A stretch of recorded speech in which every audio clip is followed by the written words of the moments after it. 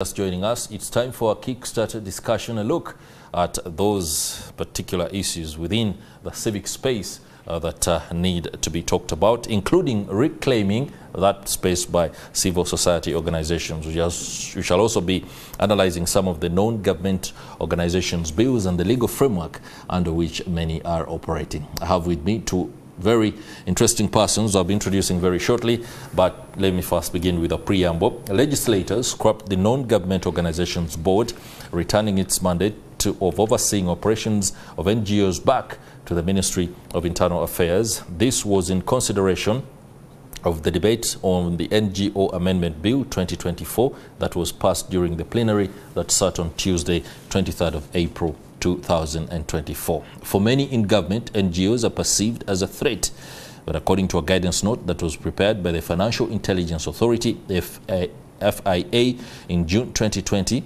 NGOs are vulnerable to crimes based on Recommendation 8 of the Financial Action Task Force, as intergovernmental organizations formed to tackle the global challenges of money laundering, terrorist financing, and protecting the international finance system. Interesting that NGOs finding themselves in the line of fire when it comes to apparently being agents of illicit finance and money laundering. Today, Sarah Bireete, the Executive Director at the Center for Constitutional Governance, will be helping us understand what exactly this is and what the players within the civil society space are doing about it. I'm also joined by advocate from Chapter 4, Ezra Ambasiize Rwashande, for this particular discussion. Later, we hope we can be joined by Wilson Kanjweje, the MP for Nyabushozi County, who will be helping us on the legal framework and the legislative slant within Parliament. Ladies and gentlemen, welcome to the program. Thank you. Let me begin with Sarah Bireete, being at the Center for Constitutional Governance and a player who has been in the civil society space for now more than a decade, if my memory is anything to be taken seriously. It means what has been going on is something that you fully understand, but most importantly, as a player, there are those particular challenges that you continue to grapple with. First and foremost, before we understand where the legal framework is, what would be your take on the civic space in the country right now, if that question were asked, for example, by a citizen from Myanmar? Well, thank you. You know, civic space in simple terms is a enjoyment of freedom of association, assembly, and expression. And in our legal framework, it's contained under Article 29 of the Constitution. So when you are analyzing civic space, you don't just look at the NGOs. You look at all actors or all spaces and avenues for civic participation in their governance. You look at the political parties, you look at the civic agencies, you also go beyond and look at the general civil society framework, the academia, the media, the religious institutions, and other actors. So when you look at this avenue of citizens' participation in their governance, in our constitutional framework, of course, you have Article 1 of the Constitution, power belongs to the people, as the part of the basic structure doctrine. But you also have Article 38, on freedom of civic organizations, and Article 72, where citizens can then participate in political affairs. So you need to assess the enjoyment of these legal frameworks with the laws that operationalize this framework in the Constitution. The political parties are gearing up for elections. Most of them are doing tours, consulting those who want to form new parties, those who are registering members. NRM has completed the exercise. A NOP exercise has a turbulence because you see some people being picked up. The other day, I think a few days ago, the house of Honorable Nyeko was under siege for military equipment that was never found. So those are some of the issues that affect general civic space in the country. When you come specific to the NGOs, you look at the bureaucracy governing NGOs. As we talk now on this show, 2 days ago, I think there is an effort so many people have not registered with the data protection law. Those who have not renewed their data protection certificates could be in danger with the law in the NGO sector. So we have a whole bureaucracy of compliance, a bureaucratic and burdensome legislative framework that includes complying with the URSB, NSSF, URA, the NGO Bureau, which now has the district structures. Then you have Financial Intelligence Authority, you have the Data Protection Unit, some of us who do data communications like Civic Space TV, then you have UCC. It's a whole range. We spend 1 month literally, January, just focusing on compliance and no other work. Okay. So that's what constricts or constrains the space for NGOs in this country. All right, I'm glad you speak about the fact that you spend a lot of time being able to be compliant, which ideally is something that shouldn't be of a pain point, because if you're, for example, running a television, it could be YouTube-based, it could be mainstream media, and you're also running other activities as a mainstream NGO, that's a whole lot of work, and you must be able to fit within the legal framework that is provided. Yeah. Later, you will tell us about exactly where you think is the problem when it comes to compliance, especially for example, like establishments like Civic TV. But let me come to Mr. Rwashande. Chapter 4 has been in the throes with government over money laundering, and it is something that took the work of legal practitioners there in some bit of a lull for a while. I don't know where we stand right now. At this time, I would like to first declare the statement that whatever I'm stating here, it is not in the line of my work, and it is my personal view. Okay. So all right. I'm not representing Chapter 4, but I'm an employee. You're an employee of Chapter 4, but you're not. You do not speak for Chapter 4. I'm not speaking for Chapter 4. Oh, okay. Well, thank you very much for that clarification. Yes. So that means I won't put you on the spot to speak about the status of Chapter 4 not at with all. regard to what government may see as activities that are detrimental. I will speak about the condition that is in the whole nation, all right, and how it Please is do. taking place. So, thank you very much for understanding that.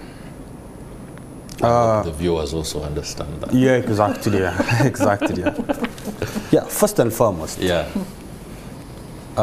In 2016, when they came up with the NGO Act, it was a bad law from the start. It was a bad law that some NGOs looked at it and went ahead to challenge this act, of which there is still constitutional petition number 7 of 2020, where there was Chapter 4, Uganda, and Center for Constitution Governance that petitioned or that protested, and other NGOs that were behind. It was a paradigm shift when that law came, that everyone was challenged in NGO sector. But what was funny enough is that some NGOs pulled out in that struggle, advocating for a bad law so that it can be set aside. So, without going further, NGO or NGO Bureau as an entity, first and foremost, why I call it a bad law, NGO Bureau should not be under the Ministry of Internal Affairs. Civil society organization, community-based organizations, these are non-profit organizations that come into country or that are brought up by the citizens to help the citizens and to contribute the social to socio-economic development yeah. of the country. Now, when you take NGO Bureau under Ministry of Internal Affairs, we all know what Ministry of Internal Affairs deals with. Purposely, it deals with the security of the country. The minister, the cabinet minister of Ministry of Internal Affairs is a general. Deputy is a general. When you look at the permanent secretary, he also has a record of army, which means NGO is dealing with military. What does it mean? What does it tell to the citizens of this nation or international community? We have generals who are ministers of trade. It is okay. I'm trying to show you. I first stated what the Ministry of Internal Affairs is responsible. Exactly, responsible for. It deals with the police and other things. It shows that NGO in Uganda, it has been branded as a security threat. But is it? No. NGOs are there to improve on the livelihoods of the Ugandans. They are the ones that fight for the freedoms and liberties of the citizens. They are watchdog to what the government is doing aside. So for them, they come in checks and balances to the government. So for that matter, I want to come on the press conference that came up yesterday by NGOs. And I want to make it clear that the press conference that was there yesterday, it does not represent all NGOs in the country. How many executive directors or other employees from different NGOs that were there? We have more than 5,000 NGOs in this country. But if you were to think about it that way, then you would have an entire Nambole Stadium to do a press conference. I'm coming to that. It is okay.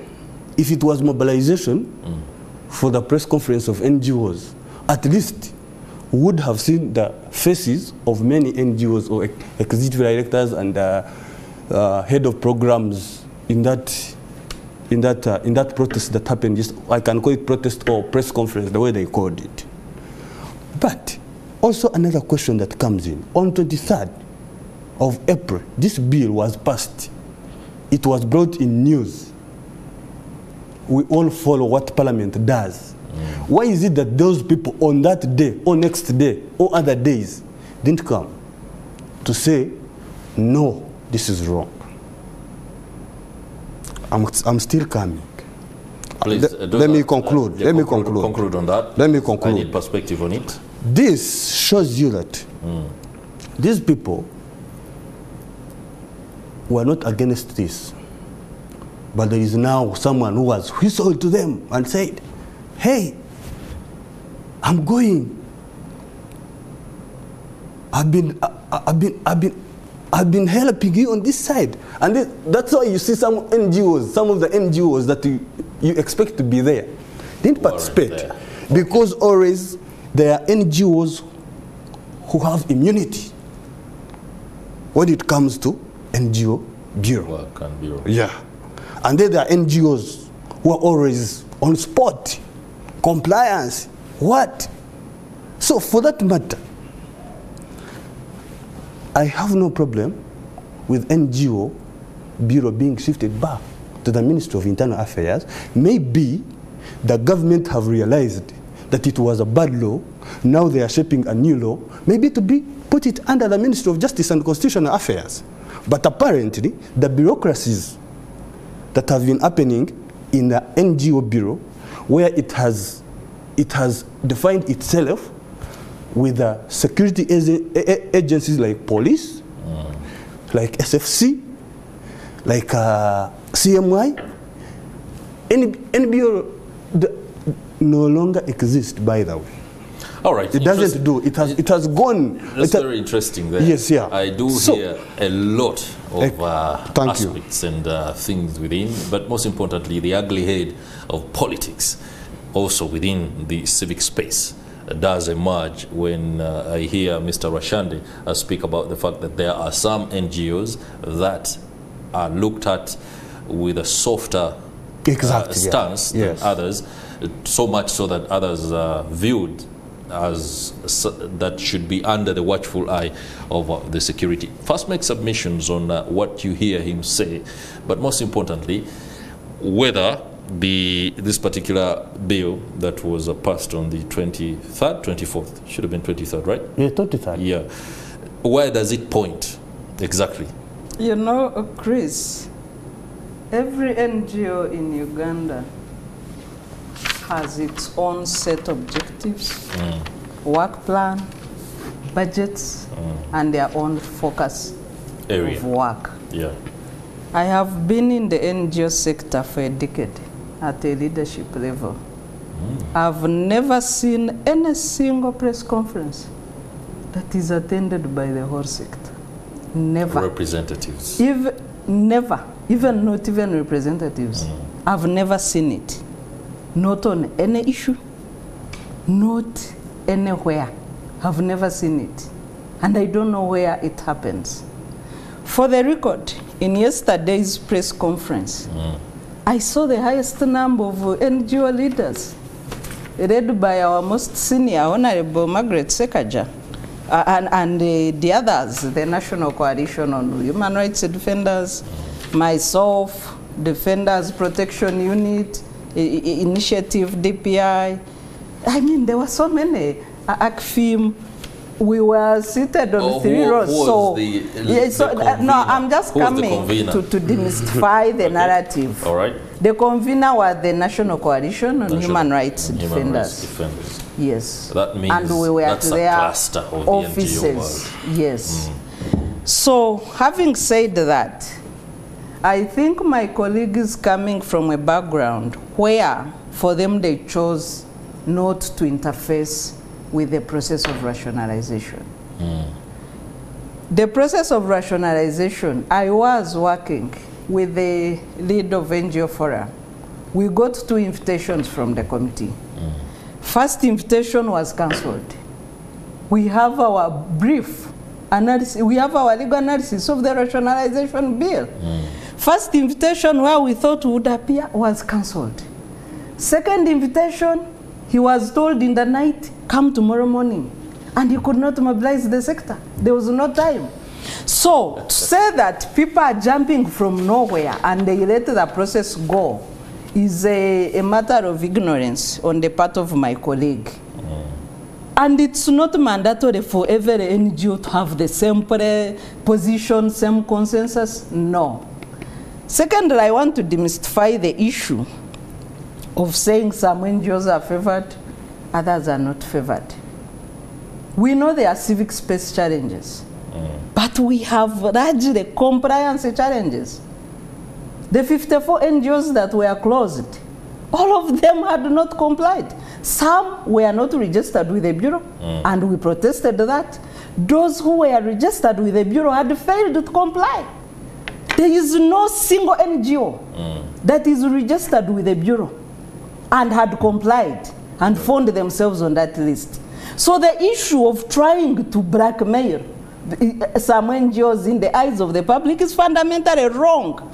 And it's of course this infighting that further closes the space. So we have internal and external challenges in the sector. Now when somebody comes here and says some NGOs are favored, I would like to see, to mention that, for example, CCG had not complied, but they never closed it down. I would like to see examples. That is not my duty. Please. Yeah, but chapter 4 did not comply. If you are alleged uncomfortable, what I'm talking about, what I'm talking about, he who alleges. I'm not. First and foremost, I'm not speaking on the behalf of chapter 4. An NGO. You say that. So, yeah, you're speaking as an independent observer. Yeah, exactly. I'm speaking as an independent. But let me ask you one question before you continue with that particular submission. Yes. Is there, or can you put fingers to a particular set of organizations that do not meet the compliance requirements, but were favored or do conduct their operations You see, while there are those that met the compliance requirements, but because they are seen not to work within the state of government. Yeah, you see, Chris, even Sarah knows about it. I don't know. Okay, if you don't know. You have alleged to tell the viewers. If you don't know, tell the viewers. That is okay. But first and foremost, this is not my duty to state exactly which civil organization that has it. But what I would wait. You're now an observer. Yes. I want an observer's and an observer. The Higgin Foundation and not comply. Observer and an observer. It is also not my duty to pin any civil society. You have leverage now as an observer. I'm giving my opinion. Okay. Why don't you take it? I'm saying you have leverage now. That my you're opinion. your my opinion is. My opinion is. Yeah. What I stated as aren't you an investigative journalist? I do some investigative You do. Sometimes by asking questions. So I have given you, I've also given you that. No, I have, yes, I've also given you, I've also given you a duty. Or I have given you something that either you didn't know about, or why some NGOs may not have appeared or have not been invited to appear. So appear where? Let me tell why do you want to create a nullity? There is by me giving you the opportunity to come on the show and state those aspects, and then you're telling me go and investigate. You're here. Let me give you another scenario. Yeah. Last week, the meeting took place at Fairway on Thursday, with a small number of the executive directors at Fairway Hotel. With a small number of the executive directors, after they have been called. By who? Whoever called you, after they have been called and told them, your bread is being shaken. Really? The man who has been defending you is gone. I think you understand? This is ridiculous. You understand? You understand? So these people, let me hear some. The way they organized a press conference, it was, first ask yourself, this bill was passed on 23rd of April. So far almost 1 month is passing. And these people have never known that this is a bad bill for them. All right. Let me ask a clear question. Okay. What are you suggesting? That is a right question. My suggestion is that let the NGO Bureau be taken back to the Ministry of Finance, as the government has clearly stated, and we know exactly... Ministry of Internal Affairs. And we all deal with the people. If it is we know that we are dealing with the army and security forces, than being there, putting NGO Bureau, which is not operating, which has a lot of bureaucracies that have been discovered by even the legislators who brought the bill, by even the government, by the state. The other layer of the question, what are you suggesting? You've talked about calls being made and a meeting taking place at the hotel, and then some people apparently were told, your bread is being taken. We want... Let me tell you what they should do. We are not going to be here on national television and speculate about matters. Let me give you an example. Have an idea about. Let me give you be very specific. Okay, let me give you an example. When the state discovered that the URA was not operating well, what the president did, he took an action. First and foremost, he changed the management. Secondly, he streamlined the management. Thirdly, he streamlined the law. Fourthly, now the results are seen. The taxes that we were collecting at that particular time, it is on record that it has doubled. My suggestion is that if the NGO Bureau is to stand or to remain, let those three actions be taken. Be taken for yes. There you have it. So, Chris, I find it very unfortunate. First of all, for the record, nobody has called me about NGO work. I did a review of the NGO rationalization bill. We headed that process as CCG in preparation for appearance before the committee. That's right. Nobody told us to do that. We are a constitutional watchdog. When the bill was passed, a smaller committee has been working on a petition, and I'm sure my colleague is not aware. I'm aware. So if you are aware, why are you saying people are called? I'm aware. I did not attend the fairway meeting personally. Nobody has ever called me. In fact, there is another petition that the ruling was never given. We are a petition as CCG. Yes, yeah. So, what are you saying? So, we are working on a petition for the rationalization of the Bureau. That is different from a petition where I am a petitioner that you are referring to. Yes. So, we've been working. The bill has not been assented to. So, we thought, in preparation for our court process, in case the president does not hear our call, let's go public, because we are ready. We are opposed to the rationalization of the Bureau and the manner it was done without participation of NGOs, and we were ready to participate. We were never given a chance.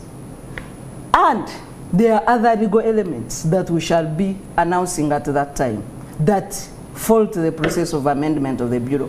This process, I want to underscore the fact that this process does not need the whole sector. It could even be one NGO.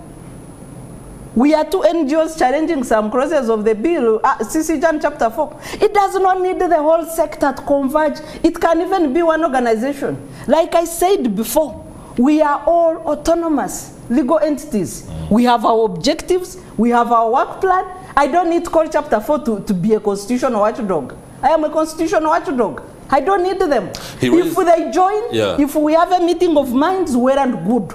If we don't, it's not a requirement. He said something about the fact that the time frame between passing of this particular law or bill and the conducting of the press conference is suspect. So we were, you know, when you are preparing... What were you doing in between that time? We were preparing our petition and we are ready. We are just waiting. Either the president returns the bill or he signs it and we file in court. So first of all, I don't even know the meeting at Fairway that he's referring to. I did not attend. He has failed to tell us what. I did not attend myself. You're not willing to even... he doesn't even present facts. I did not attend. I'm not aware, but I'm here. And I will be a petitioner if the president assents to this bill. And I have my mandate. I don't need to work with Chapter 4. I don't need it. But why are you attacking... Chapter 4 only? It is not that... I'm giving it as an example that I don't need to work with them. I've worked with them before. We have a petition before court. I can petition as CCG. I don't need another entity. So to say that other NGOs are not involved and what is really hogwash? You see, Chris, first and foremost, for the parliament to take any process, there is inclusion of citizen participation. These people, I believe, the members of parliament are representing the concerns of the people. Of the people. And there's no need for citizen participation. I'm coming. I didn't try to interject in you. So, when they come up with such a bill, and with the background I have given you, with the background I have given you, we shall see it. Because there is already a petition that is still pending. And these people have been aware of everything that has been taking place from 23rd. 23rd is a very long time. This thing has taken only 3 days. So you are waiting to sit when? You will sit. You understand? When you said you shall sit. No, we start a long time as NGOs. Long time. When NGOs protested against the bill, sorry, the act. That was the beginning. Another thing they should be protesting about is to get a right line ministry, not dealing with the ministry that deals with the security concerns of the country. because NGO is not all right, affiliated to the security. Mr. Rwashande, Yes. and Let me just say one thing. I have a minute. So No. Let me just say one thing in your minute. Do the rejoinder in 40 The seconds. NGO Act was passed in 2016. Yes. The petition where CCG and Chapter 4 are challenging this act was filed in 2020. Why did it take you 4 years when you are challenging that the NGOs have not acted in 1 month? That is a court process. No, to challenge the law, it took you 4 years. The law was passed in 2016. You challenged it in 2020. Meaning you took 4 years discussing. Who? Doing consultations. All right. Chapter 4. That's a question he'll be answering. Chapter 4. Now you are saying, why did NGOs take 1 month Mr. when Rwashande, you took 4 Mr. years? Rwashande, I don't want you to ask me about hold it. the I'm gonna have to operations go of for a what? break, Mr. Rwashande. No, that is hiding. That is a We are mask you are discussing using the civic to space, fight the but sector. it appears right now that the politics within the civil society organization space is also taking center stage. How these organizations deal with it also remains to be seen. That is something that could play well within the tools that government has in clamping down on these organizations. When we return, some of those questions will be answered. We've had a very hectic moment off air where the discussion went bare knuckles, but I do hope and understand that within the civic space there are disagreements on how and the what, but the politics of the day should not take center stage. The discussion on this particular morning is about the fact that the NGO Bureau is being taken into the Ministry of Internal Affairs, away from the Justice and Constitutional docket, but people are saying that the Internal Affairs Ministry has absolutely nothing to do with the workings of the NGO Bureau, and that it's only an attempt by the government to ensure that the crackdown and the clamping down on the works of the civil society organizations is further, the grip is further tightened.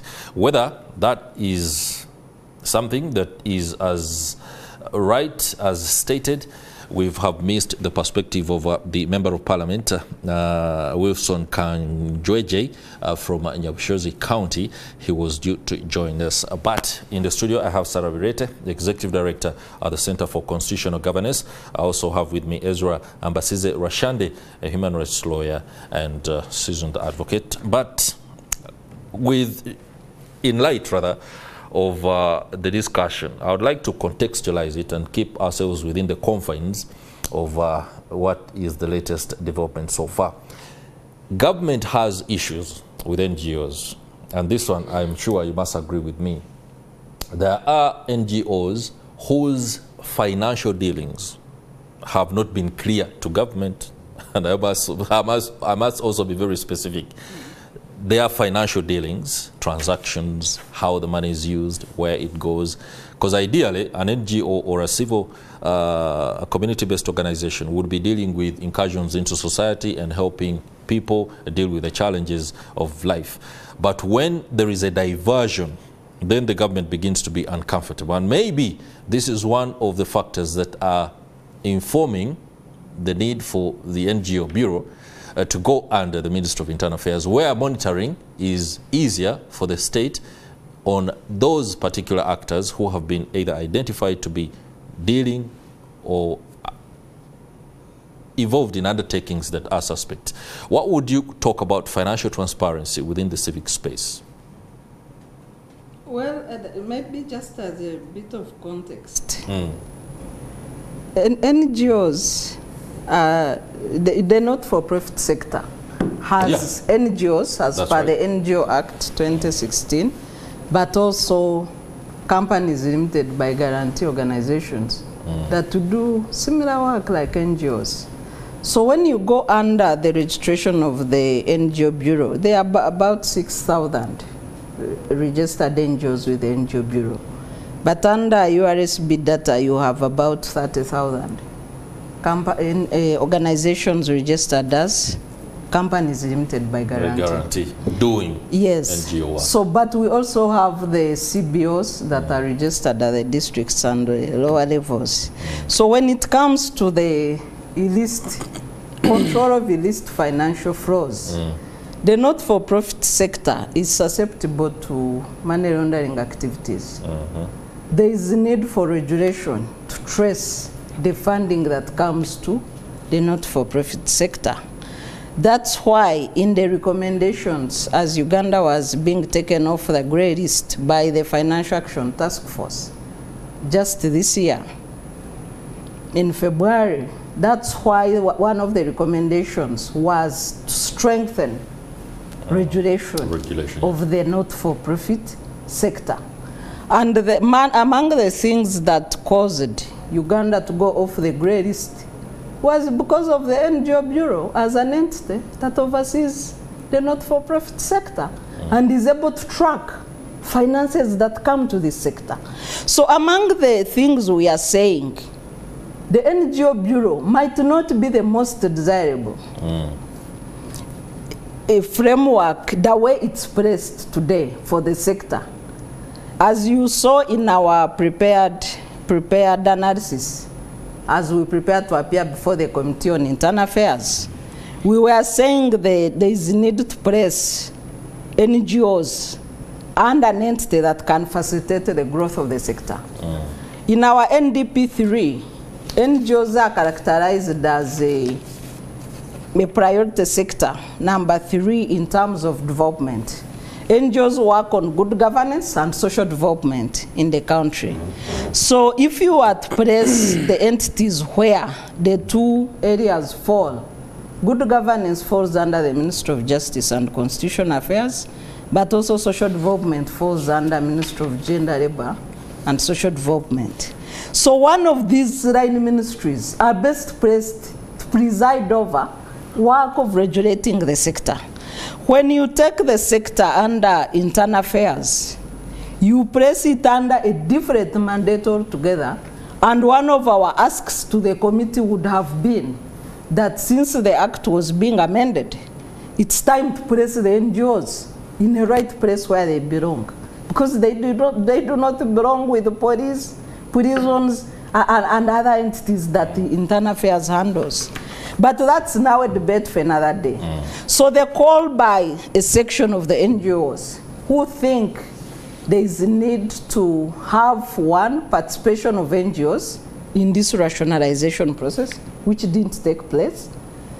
We think that in the short and medium term, it's better to have the Bureau where it is. But in the long term, we need a more facilitating, more enabling line ministry, but also a transformative approach to the regulation of the sector to facilitate its growth as contained under NDP 3 as a priority area. I wish also to underscore that NGOs contribute 4.5 trillion to our economy every year. Annually. Yeah, annually.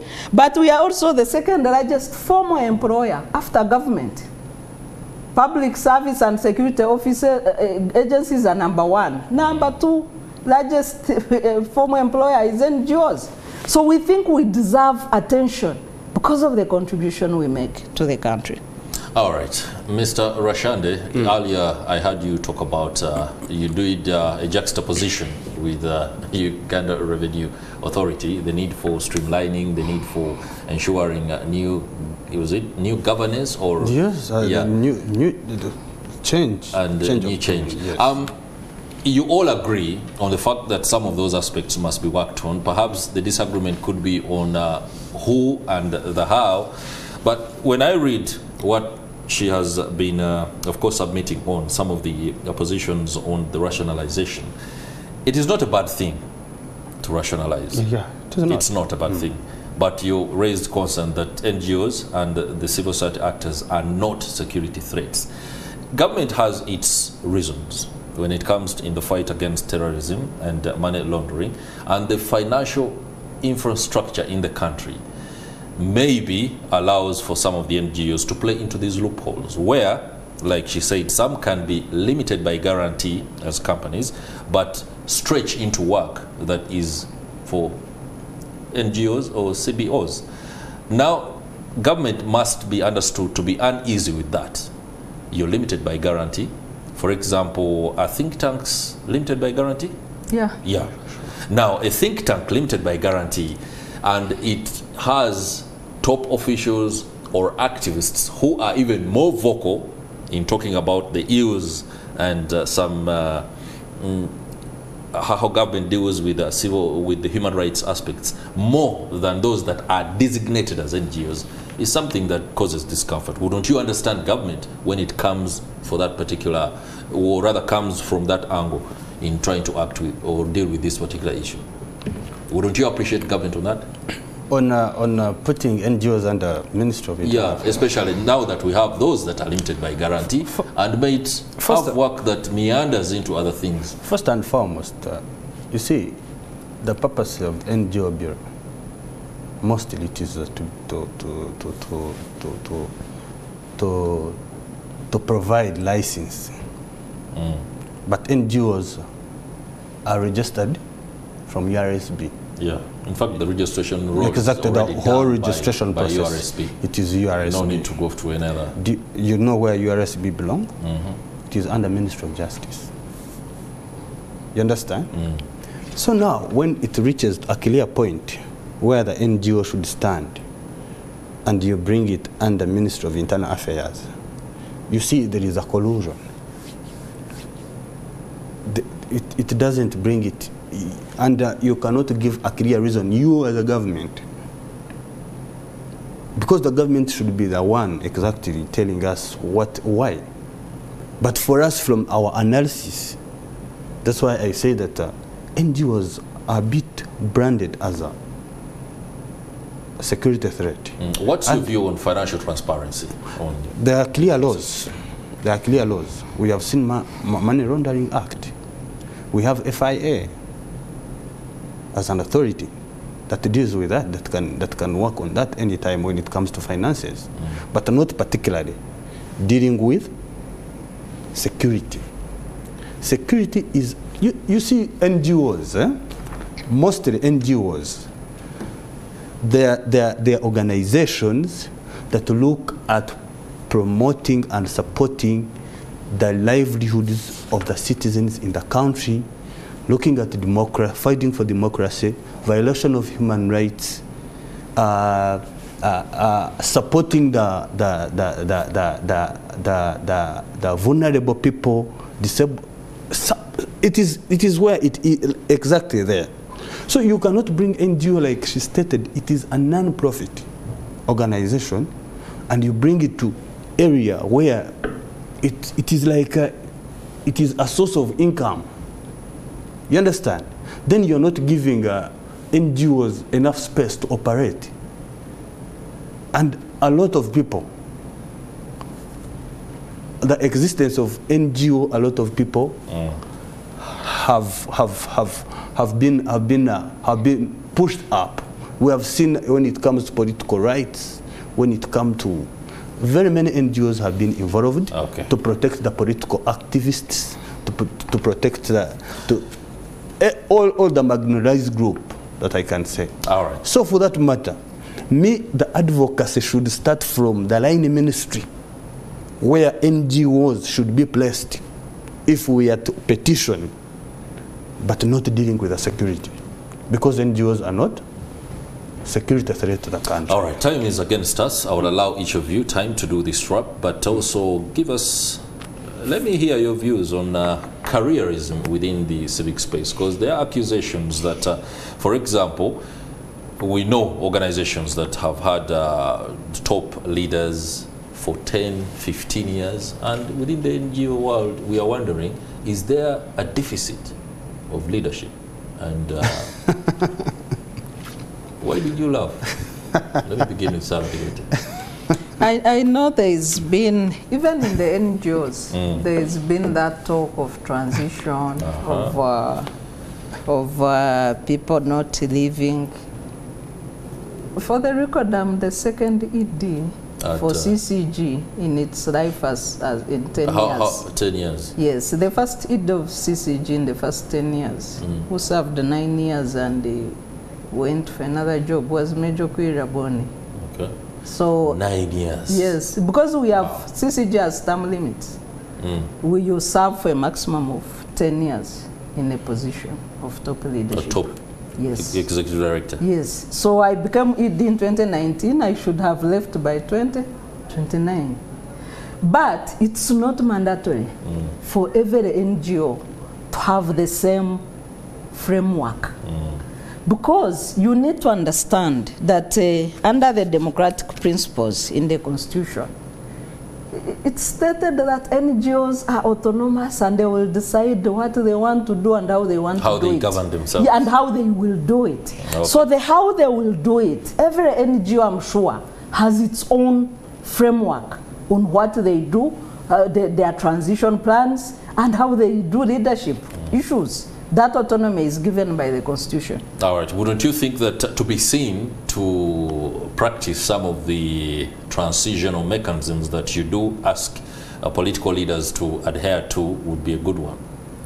Well, given this autonomy in the Constitution, you determine what you want to do and how you want to do it. I don't know what law then you would put in place. I've told you how I've spoken for CCG, okay, yeah, where I'm a founder and second ED. So I can't speak for other organizations. I don't know how they do their work. Okay, lastly on that, would you love to see civil society organizations changing EDs every 2-3 years so that it gives the kind of impetus to political actors on what exactly change of governance and transitions ought to be? First and foremost, the leadership in NGO, it is not like the running of the government, or it is not political in any way. It is built from scratch by the founders. So when you come and say that after 3 years someone has not yet implemented anything, okay, and with the limitations and other consequences that come in on the way, including bills like this one. Including bills like these ones. Okay. You cannot come up and say that NGO should be, the leader should take 3 years. It is according to how NGO looks at its frequency of development. And then it sets goals on how they can be achieved, either in 10 years or 20 years. All right. So, thank you very much. That is very interesting perspective that many people ought to acclimatize with. I ask that question specifically because I know there are people out there who ask these questions. Oh, yeah. Yeah, they are like, hey, man, we've seen Chris Higenyi, 25 years, you're ED of the Higen Foundation. Don't you have other people to do the job? But you've also been here for a long time at NTV. At NTV? Yes. I'm a broadcaster. I've only been here for 3 years. Well, don't you have other people? No, we are just victims of bad governance at the political level. Yeah, because these are volunteer spaces. I don't want to overstay for today, so let me ask for a break. Thank you, Mr. Rwashande, and of course, Sarah Bireete for the perspectives. That's it for our Kickstarter.